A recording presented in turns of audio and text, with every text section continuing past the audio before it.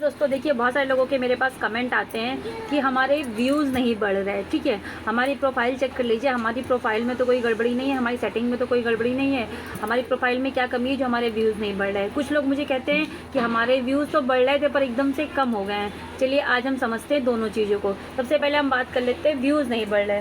ठीक है, व्यूज़ बढ़ने का और ना बढ़ने का सबसे बड़ा रीज़न क्या है कि आपका कंटेंट। सबसे पहले तो आपको अपने कंटेंट पे इतना मतलब दम रखना है, कंटेंट पे इतना काम करना है, उसको इतना अच्छा बनाना है कि जो भी देखे, ठीक है, वो आपको मतलब कि आपके कंटेंट और देखना चाहे, ऐसा होना चाहिए। दूसरी चीज़ क्या कि कंटेंट ना बढ़ने का सबसे बड़ा रीज़न क्या होता है, आपकी जो ऑडियंस है, मतलब आपके जो फ्रेंड्स या फॉलोवर्स हैं, वो जेन्युइन और एक्टिव नहीं हैं। ठीक है, जब आपके फ्रेंड्स और फॉलोवर्स जेन्युइन और एक्टिव होते हैं तो आपके पोस्ट पे व्यूज़ आते ही आते हैं। ठीक है, तीसरी चीज़ क्या है कि आप खुद कितना दूसरे के पोस्ट पे एक्टिव हैं वो मैटर करता है।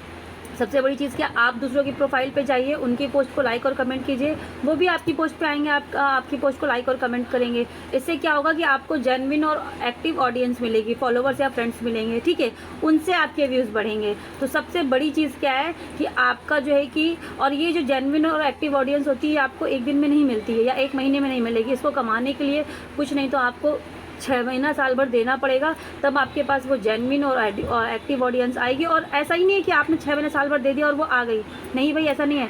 आपको इनको अपने पास लाना पड़ेगा। लाएंगे कैसे कि आपको जो एक्टिव लोग हैं उनकी प्रोफाइल पे जाइए, उनकी प्रोफाइल पे लाइक और कमेंट कीजिए, तब वो आपकी प्रोफाइल पे आएंगे और वो भी आपकी पोस्ट पे लाइक और कमेंट करेंगे। इस तरीके से आपको जेन्युइन और एक्टिव ऑडियंस मिलेगी, तब आपके प्रोफाइल पर व्यूज़ आना स्टार्ट होंगे। इस चीज़ को समझिए। ठीक है, उसके बाद दूसरा चीज़ कि आपका कंटेंट इतना अच्छा होना चाहिए कि लोगों को पसंद आए। ठीक है, अब बात कर लेते हैं इसकी। कुछ लोग कहते हैं कि हमारे व्यूज़ तो बहुत अच्छे जा रहे थे पर एकदम से कम हो गए हैं। ठीक है, अब इस चीज़ को समझते हैं। इसको समझाने के लिए सबसे पहले तो मैं इससे पहले भी वीडियो बना चुकी हूँ, पर फिर भी मैं इसको समझा देती हूँ। इसके सबसे पहले मैं अपने फ़ोन की स्क्रीन रिकॉर्डिंग ऑन कर लेती हूँ। ठीक है, स्क्रीन रिकॉर्डिंग ऑन करने के बाद हम चलते हैं फेसबुक पे। देखिए, फेसबुक पे मैं अपने फ़ोटो पे जाके आपको अपना प्रोफेशनल डैशबोर्ड दिखाती हूँ। ये है मेरा प्रोफेशनल डैशबोर्ड।